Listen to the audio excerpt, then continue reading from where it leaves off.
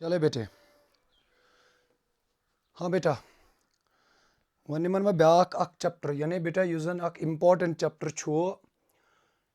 तुहंद क्लासुक यानी ट्राइगोनोमेट्री बेटा। तो युस जन ट्राइगोनोमेट्री छ बेटा यानी इंट्रोडक्शन ब्रोह वन बह तो बेटा कह कथ अत मुतलक कि युस जन चैप्टर छ बेटा चाहे तो बेटा यम साथ पगह इंजीनियरिंग फील्डस मज गसिव तथ मज छ बेटा अत मज यानी अक इम्पॉर्टेंट यूज छ तथ फील्डस मज।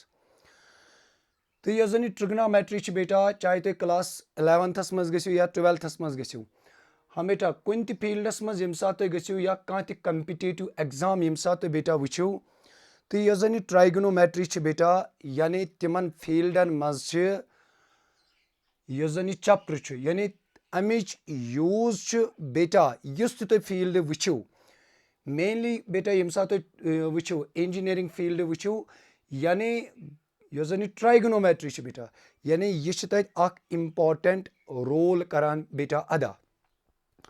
हाँ बेटा यह जन ट्राइगोनोमेट्री छ यह ट्राइगोनोमेट्री परन ब्रो वन बह तो बेटा कि ट्राइगोनोमेट्री माने क्या गो यानी बेटा युस जन तुहद मैथमेटिक्सुक छ ब्याक अक नो चैप्टर यत मुतलक न तो बेटा छ पोड़मुत यानी अगर तो लोअर क्लासेस वुचिव हालांकि बेटा कह चैप्टर छ तुहंदिस मैथमेटिक्सस मज तिम यमन मुतलक तो बेटा यम ब्रो तह बूजमुत मगर यह सह चैप्टर बेटा यानी यत मुतलक तो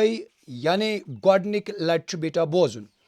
गोडनिक चीज बेटा युस जन ट्राइगोनोमेट्री छ यह ट्राइगोनोमेट्री माने क्या गो। हाँ बेटा यम साथ बह बेटा अम चैप्टरुक नाव छुस पढ़ान यानी यह जन ट्राइगोनोमेट्री छ यह छ द्रामज बेटा त्रेयो यानी ग्रीक वर्ड्सो मज अ गो बेटा ट्राई बे गो बेटा गॉन बे गो बेटा मैट्री या मैट्रॉन ते वनो बेटा इस ट्राई मीनिंग छ बेटा यह ट्राई माने क्या गो ट्राई माने गो बेटा 3 गॉन माने बेटा क्या गो यानी यह सा गो साइड्स हम बेटा एंगल्स ती वनान तो यह जन मैट्री छ मैट्री मीनिंग गो बेटा मेजर यानी मेजर या वन बेटा मेजर हाँ यानी नापना गो अगर जन बह वुच बेटा यह जन ट्राइगोनोमेट्री छ यानी अगर जन बह बेटा वुच अमिच लिटरल मीनिंग यानी गोडनिच कथ वन मे तो बेटा युस जन पॉइंट नंबर 1 छ पॉइंट नंबर 1 वन मे तो बेटा कि यह जन ट्राइगोनोमेट्री छ यानी यह सा द्रामुस त्रेयो ग्रीक वर्ड्सो मज हाँ बेटा यह बेसिक पार्ट क्या मैं वन तो क्लास 11थस मज गसिव उधर भी आपको ट्राइगोनोमेट्री के बारे में पढ़ना है फिर आप 12th में जाओगे तो उधर भी आपको ट्राइगोनोमेट्री के बारे में पढ़ना है फिर जब आप डिफरेंशियल कैलकुलस पढ़ोगे या इंटीग्रल कैलकुलस पढ़ोगे तिकाज युत काल बेटा तो बेसिक कंसेप्ट आसे पगह तो यानी साइन थीटा निमन बह अमिच डिफरेंशिएशन कर बेटा अमिच इंटीग्रेशन कर गोड गई बेसिकली पाई आसन तो बेटा यह गो क्या यानी यतन क्या वोन मे बेटा यानी मे कोर शुरुआत की यह जन ट्राइगोनोमेट्री माने छु यानी यह सा द्रामज बेटा त्रेयो ग्रीक वर्ड्सो मज अ गो ट्राई गॉन मैट्री तो ट्राई वोन मे यतन तो बेटा यानी ट्राई माने सा गो 3 गॉन मीनिंग गो साइड्स तो युस जन मैट्री माने गो बेटा यह सा गो यानी मेजर यानी बेटा अगर गो अमुक माने क्या गो अमुक माने गो तेल बेटा यानी ट्रायंगल करें मेजर ये तार बता बेटा कत फिक्र यह ट्रायंगल मेजर करुन क्या गो सर यानी ये वुचो माने क्या गो बेटा अमुक यानी ट्रायंगल मेजर करें यानी यम साथ बह वुचा अमिच लिटरल मीनिंग माने क्या अमिच यानी मेजरमेंट ऑफ ए ट्रायंगल यानी मेजरमेंट ऑफ ए ट्रायंगल यानी लिटरल मीनिंग यम साथ बेटा वुचो लिटरल मीनिंग क्या लिटरल मीनिंग बेटा अमिच यानी मेजरमेंट ऑफ ट्रायंगल यानी मे वो तो बेटा कि यह जन ट्राइगोनोमेट्री ट्राइगोनोमेट्री हसा द्रामज त्रेयो ग्रीक वर्ड्सो मज tri gon metry tri means 3 gon means sides metry means measure यानी मेजर हसा करान 3 साइडेड फिगर 3 साइडेड फिगर छ तय पाई हालांकि तय छ क्वाड्रिलेटरल त पढ़मुत बेटा तय छ पढ़मुत पेंटागन त हाँ यानी ये 3 साइडेड फिगर कौस छ आसान यह हसा छ आसान बेटा ट्रायंगल हाँ ये ति छुन जरूरी पता ट्रायंगल क्वाड्रिलेटरल मज त बेटा ये यूज करान गो यम साथ बह अमिच लिटरल मीनिंग वुच अम ट्राइगोनोमेट्री हिज बेटा ट्राइगोनोमेट्री हिज लिटरल मीनिंग आसा गई मेजरमेंट ऑफ ट्रायंगल हाँ बेटा यानी मसल क्या गो तुम दपो सर सह क्या गो मेजरमेंट ऑफ ए ट्रायंगल क्या गो यानी बेटा अगर तुम वन मिसाल के तौर पर ट्रायंगल कह हाँ यानी ट्रायंगल हाँ बेटा ये मे राइट एंगल ट्रायंगल मगर गो तार बह फिक्र मेजरमेंट ऑफ ट्रायंगल माने क्या गो मेजरमेंट ऑफ ट्रायंगल माने गो बेटा चाहे तो एंगल करो मेजर चाहे तो बेटा साइड अमुक करो मेजर योय यानी एंगल अगर तुम मेजर कर वन हाँ या साइड बेटा मेजर कर हाँ यानी यह कित पोट कर मेजर यानी with the help of trigonometry one दपो तुम सर करो यानी स्केल करो यूज हाँ या करो प्रोटेक्टर यूज ना बेटा क्या सिचुएशन तिम आसान यानी यतन तिम चीज हेको बेटा यूज करित क्या गो यतन तोर तुम फिक्र यह ट्रायंगल मेजर करुन क्या गो यानी यतन तर तुम गोड बेटा अख फिक्र कि जन यह ट्राइगोनोमेट्री माने क्या गो तेल यह गो मेजरमेंट ऑफ ट्रायंगल मगर मसल ये कि यस जन यह ट्राइगोनोमेट्री बेटा यह हेको यिथ पॉट वनित यस जन ट्राइगोनोमेट्री यह हसा गई study of relationship between sides and angles of A triangle यानी यम जन यम साइड तो एंगल आसान यानी यम साथ बेटा ट्रायंगल अख नियो हाँ अगर बह ये राइट एंगल ट्रायंगल बेटा यानी नम साइड एंगलन यानी यमन दरमियान बेटा रिलेशन यानी यह जन यमन दरमियान रिलेशन यह पढ़ान यानी कत मज यानी with the help of trigonometry यानी गोडनिच कत तर तुम बेटा फिक्र कि यह जन ट्राइगोनोमेट्री यानी यतन वोन मे तुम कि यह जन trigonometry is a word derived from 3 Greek words बेटा क्या क्या ट्राइगोन तो मैट्रॉन या वन बेटा मैट्रॉन या वन बेटा मैट्री तो अतन तौर तुम फिक्र कि यह जन ट्राइगोनोमेट्री माने गो यानी यह जन अमिश लिटरल मीनिंग सह गो मेजरमेंट ऑफ ए ट्रायंगल यानी ट्राइगोनोमेट्री माने क्या गो तेल बेटा यह सह गो मेजरमेंट ऑफ ए ट्रायंगल हाँ बेटा यह जन ट्राइगोनोमेट्री आजकल अगर तुम यानी एट प्रेजेंट यम साथ कह फील्ड वुचो यानी बेटा अगर तुम एस्ट्रोनॉमी वुचो या बेटा बदल कह फील्ड वुचो तथ मज त बेटा यह ट्राइगोनोमेट्री यूज करान वन मसल सर अगर यह ट्राइगोनोमेट्री पढ़ान सर क्या यह पढ़ान हाँ बेटा बह दिम तो ये एग्जाम्पल दिम बह फॉर एग्जाम्पल बेटा अगर जन तुह नश ट्रायंगल वन इत पोट बेटा कह ट्रायंगल कीप इन माइंड यानी अगर बह ट्रायंगल निमन बेटा ABC नी में बेटा ये ट्रायंगल यानी मैंने ये बेटा राइट एंगल ट्रायंगल यम साथ में ये ट्रायंगल बेटा नी हाँ बेटा अगर ये एंगल ये दित तुह 30 डिग्री हाँ यह साइड बेटा 3 सेंटीमीटर तुह वन बह पगह तुह कड़ियो सा एरिया अमि ट्रायंगल यानी यह ट्रायंगल तुह करियो सा डिटरमाइन अमुक एरिया चूंकि बेटा मे पाई तुह दपियो सर करो formula half into base into height keep in mind यम साथ बेटा पत क्लास 11th 12th मज गो हालांकि तत पत ब्या फार्मूला तरान मगर ये वन बह गोड यानी तुंद सिलेबस मुताबिक वन बह यानी यम साथ तुम यह फार्मूला करियो तुम वनियो ना सर पाने ये सर अस न बेस पाई ये हाँ बेटा ब्या चीज तुम दपियो सर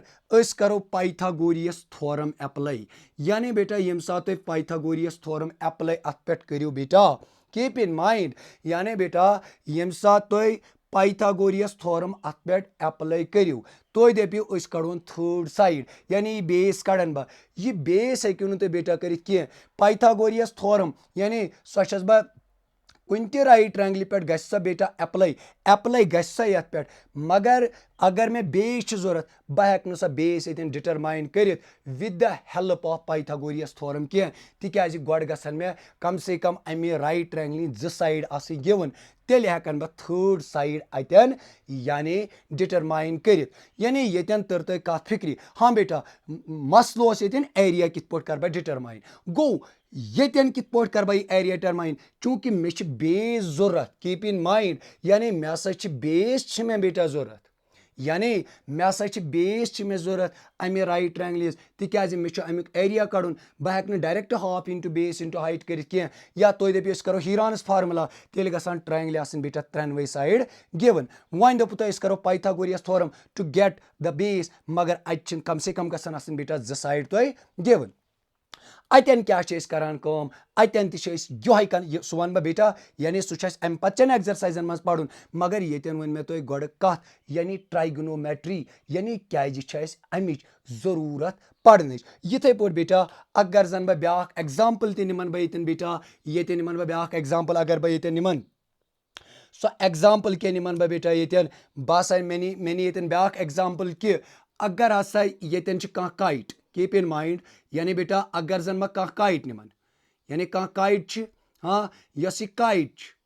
यानी अगर मे कह काइट नी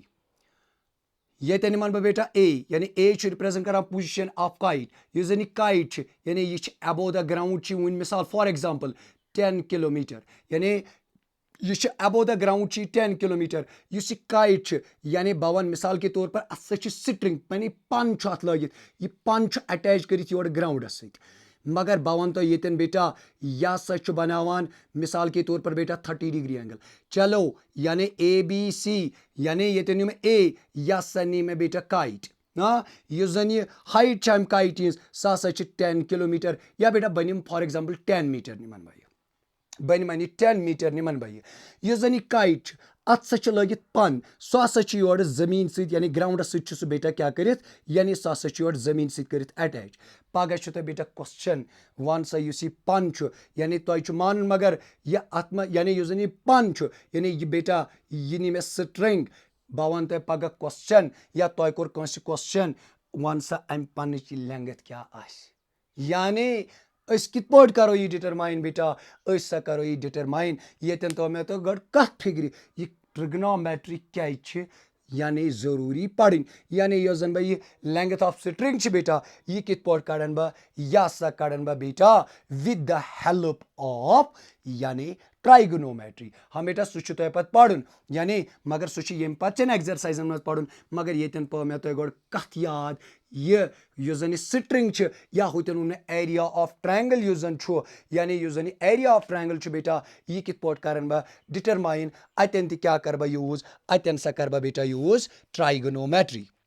हाँ बेटा मगर यह जन मेन चीज यह जन मे टॉपिक बेटा अत स्टार्ट कर सह क्या मे कर सह हसा मे कड़न एक्चुअली यानी यह जन टॉपिक बेटा सह पढ़न मे एक्चुअली तुम पढ़ना ट्राइगोनोमेट्रिक रेशोज यानी मे क्या तुम पढ़ना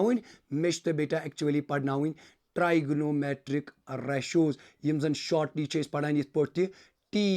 रेशोज यानी ट्राइगोनोमेट्रिक रेशोज या वनो टी रेशोज मार्क फॉर क्या मगर बेटा ऑफ एक्यूट एंगल्स हम बाकी एंगल निमन बह कह यम सात वार कर क्लास 11th 12th मज गो तत पढ़ो पे ईजली मगर ये वन बह तुम बेटा यानी ये वन तुम चीज पढ़ना सह क्या पढ़ना बह तुम सह पढ़ना बह तुम ट्रिग्नोमेट्रिक रेशोज यानी क्या मगर एंगल कुछ निमन बह एंगल निमन बह बेटा एक्यूट एंगल तो यह जन बह ट्रायंगल बेटा निवान सह कुछ बह निवान यानी राइट एंगल ट्रायंगल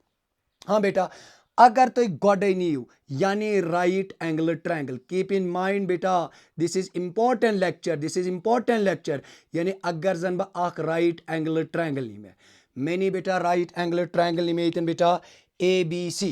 यानी मैंने राइट एंगल ट्रायंगल यस ये राइट एंगल ट्रायंगल सह कस नी मे बेटा सह नी मे ABC राइट एंगल कत पे न्यूम सह न्यूम BS पे गोड़ गो बेटा पाय आसन कि यह जन यह राइट एंगल ट्रायंगल यह क्या सा गई सह ट्रायंगल यथ मज बेटा एंगल यह जन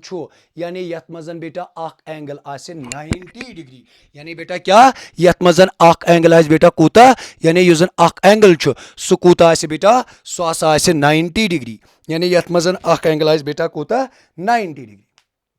हाँ बेटा यित पे तुम बेटा यानी यित पे वन हे असा यह जन सान फैमिली तत सा यीत्या मेंबर्स तत मे बोय तत मे बेन या मे मदर या मे तत सिस्टर यिथे पे बेटा तुम मानवन यह राइट एंगल ट्रायंगल बेटा यानी यह हसा फैमिली यह छ फेमली वन करियो तुम क्वेश्चन सर यम साथ फेमली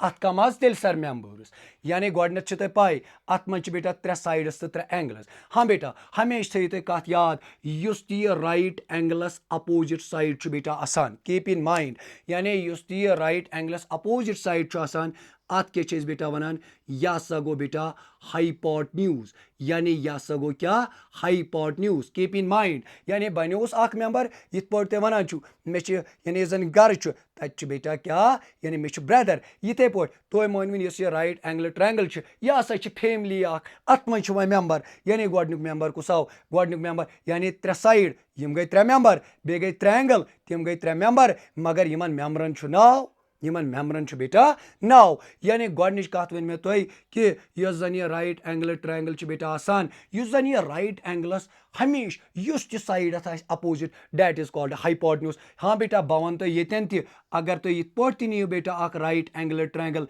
यानी पी क्यू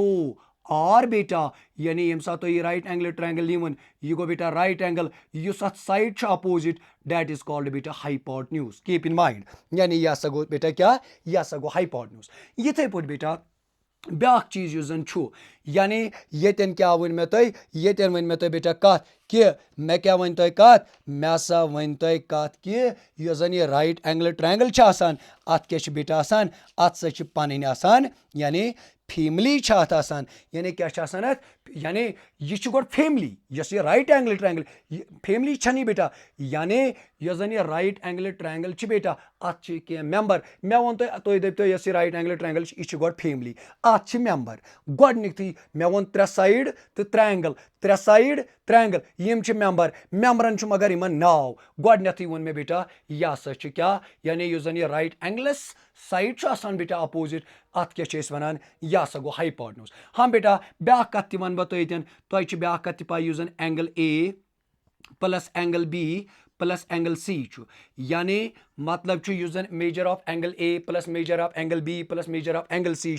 यह कत बराबर दैट इज इक्वल टू बेटा 180 डिग्री यानी यह कत बेटा बराबर यह 180 डिग्री बराबर चूंकि अगर बह एंगल ए निमन इथे पॉट प्लस निम बेटा ये एंगल बी 90 डिग्री प्लस गो बेटा एंगल सी इक्वल्स टू गो बेटा 180 यह थी याद बह एंगल सम प्रॉपर्टी ये पॉट गो ना सह बेटा तेल युस जन angle A plus angle C यह कत गो बराबर 180 degree minus 90 degree that is equal to 90 degree क्या गोड वन बेटा तुम कि तम कत यम जन तुम याद अतन थवने क्या ये बेटा यानी बेस यस जन अमि चैप्टर सने बेटा सो गस मे गोड स्ट्रांग बन तेल हेकन बह यह चैप्टर ईजिली पढ़ित यानी तुम क्या वोन मे वोन तुम ये युस जन एंगल ए तो एंगल सी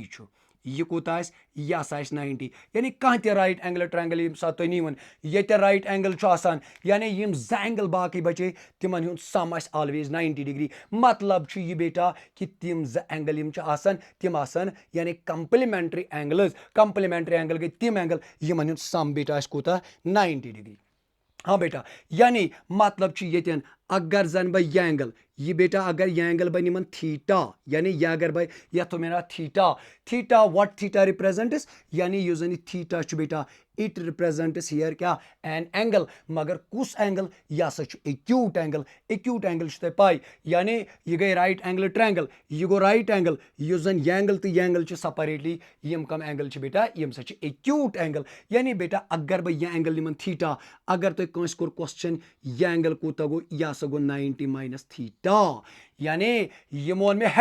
हेड मोनम यह जरूरी कि अगर तो यो थोन बेटा थीटा यह तेल 90 माइनस थीटा सर क्या 90 माइनस थीटा यह तार गोड कत फिक्री चूंकि बेटा अगर तो ये वो angle A plus angle C अगर तुम वो बेटा यानी यह हसा द्राव तुम कूत 90 डिग्री ये अगर तुम बेटा वो एंगल ए निवन तुम बेटा थीटा प्लस गो ना एंगल सी इक्वल्स टू कूत गो 90 माइनस थीटा सो गो ना एंगल सी युस जन सह गो that is equal to 90 minus theta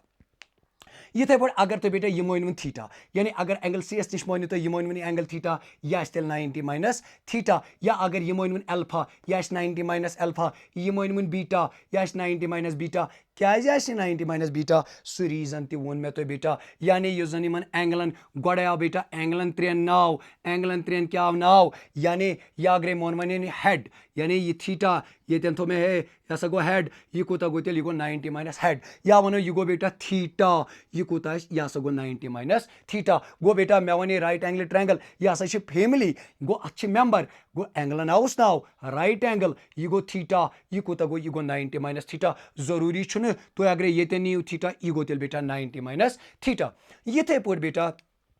use जन थीटा यानी अगर वो यह थीटा यानी बेस कस बेटा यानी बेस वो यानी खड़ा कत पे यह ए बी एस पे गो यह साइड ए बी अत क्या वन बेटा यह सा गई बेस या वनो यह थीटास एडजेसेंट यानी it is adjacent to angle theta या वनो यह सा थीटू कुस side adjacent side keep in mind बेटा यानी गोडनेथ वन मे यम साइडुक नाव गोड वोनम एंगलन हूं नाव वन पत वनिम ब्याक कत सो एंगल युस राइट एंगल आइस बेटा opposite that is called hypotenuse यथे पे ये नुम थीटा यह गो 90 minus theta theta 90 minus theta पत वोनम युस जन ए बी यानी अगर तुम बेटा ये पे नीव यह नीव मे बेटा मार्कर यानी बेस बनो अथ बनो मे बेस क्या ये खड़ा यथे पे ये राइट एंगल ट्रायंगल यानी ये अगर मे नीव थीटा बेटा तेल यानी अम मुताबिक ये बेस सह ए बी अगर बह वन थीटा निमन बेटा ये तेल क्या बेस तेल बेटा बेस बी सी ये पे बेटा use theta opposite angle one यह क्या वो मे या वनो यह सा गो अपोजिट साइड मगर अपोजिट साइड कत यह बेटा अपोजिट साइड बेटा थीटास या क्या वन यह सा गो परपेंडिकुलर यानी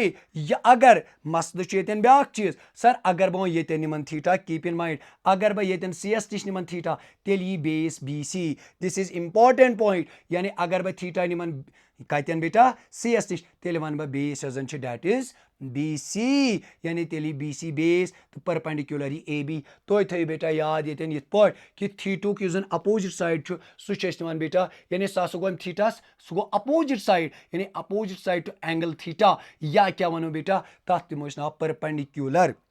बे अक लट वन बह ये बेटा कत यानी मे क्या वो तुम गोडनिची कत राइट ट्रायंगल मुतलक यानी यह राइट एंगल ट्रायंगल बेटा आसान अथ राइट एंगल ट्रायंगल मुतलक वन मे बेटा तुम कत मे क्या वन तुम कत मे वो तुम अगर अख राइट एंगल ट्रायंगल नी तुम बेटा मे वो तुम अगर यह निमन बह बेटा थीटा यह angle theta what theta represents it represents here acute angle यह एंगल कूत यह 90 माइनस थीटा क्या यह एंगल तो यह एंगल आस बेटा यानी यम आसन कंप्लीमेंट्री एंगल्स यानी थीटू कंप्लीमेंट 90 माइनस थीटा पत वोनुम तुम युस जन राइट एंगल अपोजिट साइड तथ वन बेटा यह सा गो हाइपोटेन्यूज ये पे बेटा अगर तुम वो यह राइट एंगल यानी युस जन थीटा अमिच जन बेस डेट इज क्या यानी यह सा गई बेस ये ए बी गई बेस यानी युस जन बेस सह क्या सह बेटा ए बी युस जन अपोजिट साइड सह क्या नी मे बेटा अमुक परपेंडिकुलर यानी यह सा परपेंडिकुलर साइड हाँ बेटा यह वो मे तो राइट ट्रायंगल मुतलक मगर युस जन मे टॉपिक बेटा सह टॉपिक क्या मे युस जन तो बेटा मेनली वन याद थवन यानी युस जन टॉपिक बेटा एक्चुअली तुम पढ़न सह क्या तुम पढ़न सह हसा तुम बेटा पढ़न यानी ट्राइगोनोमेट्रिक रेशोज यानी युस जन तो बेटा टॉपिक पढ़न सह क्या तुम बेटा पढ़न सह हसा तुम बेटा पढ़न ट्राइगोनोमेट्रिक रेशोज यानी टॉपिक बेटा trigonometric ratios keep in mind यानी बेटा युस जन टॉपिक क्या बेटा सह हसा ट्राइगोनोमेट्रिक रेशोज यानी बेटा युस जन टॉपिक क्या तुम पढ़न सह हसा बेटा ट्राइगोनोमेट्रिक रेशोज या क्या बेटा वन या वन टी रेशोज यानी शॉर्ट फॉर्म में पे लिखान टी रेशोज हाँ हालांकि बेटा यम सात क्लास 11th मज गो तत वनु तुम सर्कुलर फंक्शनस या ट्रिग्नोमेट्रिक फंक्शनस यम नाव अगर तुम याद थो मगर बह वना तुम क्या गो मगर बेटा तुम गो कंसेप्ट आसन अबाउट फंक्शन ब्रो गई पाई रिलेशन क्या गई रिलेशन ब्रो गई बेटा पाई ऑर्डर पेयर क्या गई ऑर्डर पेयर ब्रो गई बेटा गो पाई यानी सेटस मुतलक युस जन तुम चैप्टर 11th यानी युस जन तुम क्लास 11th मज पढ़ चैप्टर नंबर 1 सह सेट्स पढ़न हाँ बेटा यम चीज पढ़ो तुम पे तन मगर मसल ये बेटा कि यह जन ट्रिग्नोमेट्रिक रेशोज माने क्या गो यह ट्रिग्नोमेट्रिक रेशोज जन बेटा यह जन तुंद खुद बेटा इंपॉर्टेंट यानी ट्रिग्नोमेट्रिक रेशोज माने क्या गए बेटा हाँ येतन अगर बह बेटा निमन अख right angular triangle keep in mind यानी बेटा यम साथ बह अख राइट एंगुलर ट्रायंगल निमन कीप इन माइंड यम साथ बह अख राइट एंगुलर ट्रायंगल निमन येतन अगर बह बेटा थव एंगल थीटा यह वन मे तो वन यह सो गो 90 माइनस थीटा हाँ बेटा यह गो 90 माइनस थीटा वनी वन मे ब्या कत बेटा ये यानी युस जन साइड ए सी अत क्या वनो बेटा यह सा गो हाइपोटेन्यूज तो यमि एक्यूट एंगल युस जन थीटा अम मुताबिक क्या यह ए बी यह सा गई बेस तो युस जन यह बी सी यह क्या गो यह गोस अपोजिट साइड या क्या गोस बेटा यह गोस परपेंडिकुलर साइड हाँ बेटा अगर वन थीटा नीव योतन तेल गस परपेंडिकुलर ति चेंज तो बेस ति चेंज मगर युस जन तो बेटा चीज असली पढ़ुन सह पढ़ुन तो ट्रिग्नोमेट्रिक रेशोज या वन टी रेशोज या वनोक ट्रिग्नोमेट्रिक फंक्शंस या वनोक सर्कुलर फंक्शंस मतलब सर यम ट्रिग्नोमेट्रिक रेशोज माने क्या गई keep in mind trigonometric ratios माने गई गोबर मियोन यम साथ अख राइट एंगुलर ट्रायंगल निवन कीप इन माइंड यानी यम साथ जन बा अख राइट एंगुलर ट्रायंगल निमन बेटा पत क्या करियो तुम कम पत नियो अमे राइट ट्रायंगल कन साइडन हुंद रेशो कीप इन माइंड यानी गोड गई बेटा राइट एंगुलर ट्रायंगल अमे राइट ट्रायंगल कन साइडन हुंद रेशो मतलब तुम नियो वन परपेंडिकुलर तो हाइपोटेन्यूसुक रेशो यानी बेटा तुम नियो वन परपेंडिकुलर बे नियो बेटा तुम हाइपोटेन्यूसुक रेशो यानी अत वनो ट्रिग्नोमेट्रिक रेशो या तुम नियो हाइपोटेन्यूसुक तो बे नियो बेटा परपेंडिकुलर रेशो यह गो बेटा ट्रिग्नोमेट्रिक रेशो यम जन यम ट्रिग्नोमेट्रिक रेशो बेटा यानी मेन टॉपिक बेटा तो यह पढ़ तो यम कस बेटा यम तदादस में यानी मे वोन तुम यम जन यम ट्रिग्नोमेट्रिक रेशो यह ट्रिग्नोमेट्रिक रेशो माने क्या गो यह हसा go the ratio of sides of A right triangle the ratio of sides of A right triangle called trigonometric ratios of angles मगर मे वन तो बेटा ये कत कि यम जन ट्रिग्नोमेट्रिक रेशो यम पढ़ो फॉर क्या एक्यूट एंगल गोडनेथ अगर बह बेटा यानी बस ये नो मे एक्यूट एंगल थीटा बेटा या जरूरी अगर बह थीटा ये नाव थो तेल साव एंगल ए यम एंगल ए मुताबिक ति बेस यानी अगर बह अमे खतर आसन करें ट्रिग्नोमेट्रिक रेशो बेटा define for acute angle A या अगर बह ये ए न्यू ये थो मे नाव थीटा यानी trigonometric ratio for angle theta मगर एंगल थीटा कुछ यह सा एक्यूट एंगल ये पे अकबर बेटा यम खतर तम डिफाइन कर हालांकि बाकियन एंगलो खतर तको बेटा डिफाइन कर मगर ये पढ़ना बह ती यह जन तुहंदिस सिलेबस मज बेटा गोडनेथ यानी मे कुछ वन कुछ एक्यूट एंगल न्यू मे बेटा ये मे न्यू ये एक्यूट एंगल बेटा थीटा गो अगर बह वन बेटा परपेंडिकुलर कीप इन माइंड यानी परपेंडिकुलर तो हाइपोटेन्यूसुक रेशो न्यू मे यानी बेटा मे क्या कर कम मे हसा कर कम येतन मे हसा न्यू कमुक रेशो मे नी बेटा ये गो राइट एंगल ट्रायंगल अम पत क्या वन मे वन गो ट्रिग्नोमेट्रिक रेशोज माने क्या गई बेटा ये थो याद यानी मे हसा नी गोडनेथी राइट एंगल ट्रायंगल क्या नियम राइट एंगुलर ट्रायंगल क्या नियम बेटा राइट एंगुलर ट्रायंगल मे वोन तुम यम जन राइट एंगुलर ट्रायंगल यानी यम जन अमिक साइडन हुंद रेशो तिमन वन ट्रिग्नोमेट्रिक रेशोज ये क्या कर मे वन कम बह हसा कर डिफाइन ट्रिग्नोमेट्रिक रेशो यम बेटा 6 मगर बह क्या निम फॉर एक्यूट एंगल ये कुछ न्यू मे मगर ये new may for acute angle theta हाँ बेटा यम साथ तुम परपेंडिकुलर तो हाइपोटेन्यूसुक रेशो नीव यानी अगर वुच बह परपेंडिकुलर कुछ मगर एक्यूट कमे एक्यूट एंगल खतर न्यू मे यानी थीटा सह हसा बी सी परपेंडिकुलर गोस बेटा बी सी हाइपोटेन्यूस क्या गोस बेटा सह हसा गो ए सी अत क्या बेटा पढ़ान अत पढ़ान actually sine of angle theta keep in mind बह पढ़ता बेटा बह पढ़ना तो ये यानी बह करी पूरा एक्सप्लेन यानी यम साथ बह राइट ट्रायंगल निमन राइट ट्रायंगल मज निम बेटा परपेंडिकुलर तो हाइपोटेन्यूसुक रेशो अत क्या वनान अत सा वनान sine of angle theta keep in mind यानी अत क्या बेटा वनान अत सा वनान साइन ऑफ एंगल थीटा मगर यह जन अमिच बेटा शॉर्ट फॉर्म सह क्या सह हसा गई साइन थीटा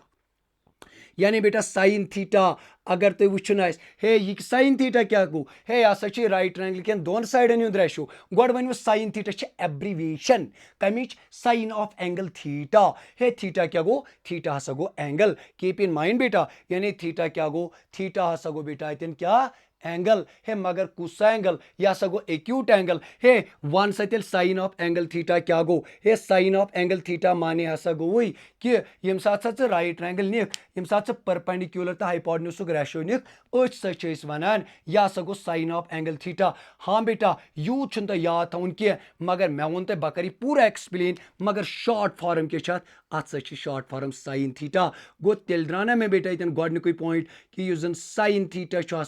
यह बराबर P अपॉन H माने क्या गो यानी परपेंडिकुलर अपॉन हाइपोटेन्यूज या क्या वनोस बेटा या वनोस ये साइड अपोजिट यानी या वनोस ये पे अपोजिट साइड बटा हाइपोटेन्यूज सर अपोजिट साइड कत वुचन मे वो तो ये हेकू तुम यह वनित यानी साइड अपोजिट यानी अपोजिट साइड मगर कत अपोजिट साइड ये थीटास या दपू तुम सर अस कित पे प्रजनावन यह परपेंडिकुलर अगर तुम वन ये यानी साइन सी कड़न बेटा तेल यह परपेंडिकुलर मे वो ना तुम यानी ये एक्यूट एंगल मुताबिक तो ट्रिग्नोमेट्रिक रेशोज बेटा करें डिटरमाइन तो क्या करो कम यानी वो परपेंडिकुलर वुचन तो एक्यूट एंगल अपोजिट साइड बेटा दैट इज क्या यानी सह गो परपेंडिकुलर यानी ये थो तुम बेटा गोडनिच कथ याद कि अगर गोड वो मे ट्रिग्नोमेट्रिक रेशोज हे अगर राइट ट्रायंगल निमन हे तम कन साइडन हुंद ratio that is called trigonometric ratios और सर्कुलर फंक्शंस और ट्रिग्नोमेट्रिक फंक्शंस गोडनिक रेशो क्या पोड़ सह पोड़ मे साइन ऑफ एंगल थीटा हे अमिच एब्रिविएशन क्या सा साइन थीटा हे तेल वनो ना साइन थीटा बराबर P अपॉन H हे या वनो ना क्या वनो ना ब्याक चीज यानी side opposite to angle theta यानी side opposite to angle theta सुई ना यानी थीटा कुछ opposite side that is BC बे वनो ना सुई बेटा BC बे क्या गोस हाइपोटेन्यूज बेटा चेंज गसान के अम पत क्या बेटा ब्याक चीज अम पत कर बह अम पत निमन बह दोयम ट्रिग्नोमेट्रिक रेशोज यानी अम पत अगर बह निम यानी योर एक्यूट एंगल निमन बह बेटा थीटा बेस तो बे क्या निम बह बेटा हाइपोटेन्यूज रेशो यानी वन कम्युक रेशो न्यू मे यानी बेस यह राइट ट्रायंगल नियम बेटा वन कम्युक रेशो न्यूम वन सा न्यूम बेस तो बे न्यूम हाइपोटेन्यूज रेशो हे अत क्या पढ़ान अत पढ़ान बिजाती actually cosine of angle theta यानी क्या पढ़ान अत बेटा पढ़ान कोसाइन ऑफ एंगल थीटा मगर यह अमिच एब्रिविएशन शॉर्ट फॉर्म सह बेटा कॉस थीटा तेल वन बह यह कॉस थीटा यह कत बराबर B upon H sir B माने क्या गो B माने क्या बेटा बेस सर H माने क्या गो H माने गो बर्मियन हाइपोटेन्यूज कीप इन माइंड यानी ट्रिग्नोमेट्रिक रेशोज पढ़ने में तो बेटा पढ़ने में बेटा तो साइन थीटा बे क्या पढ़ने में तो बेटा बे पढ़ने में कॉस थीटा यानी गोड वन में तो अगर जन बेटा राइट ट्रायंगल निमोन राइट ट्रायंगल के साइडन हुंद रेशो यूजन बेटा तिमन वन ट्रिग्नोमेट्रिक रेशो गोड में परपेंडिकुलर तो हाइपोटेन्यूज रेशो तथ वन में तथ वन actually sine of angle theta मगर शॉर्ट टी के पढ़ान बेटा क्या साइन थीटा पत न्यूम बेस तो हाइपोटेन्यूज रेशो तथ क्या पढ़ान कोसाइन ऑफ एंगल थीटा मगर शॉर्ट टी क्या पढ़ोस बेटा कॉस थीटा यानी शॉर्ट डी क्या पढ़ोस बेटा सा पढ़ोस कॉस थीटा गो अतन थो तो बेटा कथ याद इत कि अगर जन राइट एंगल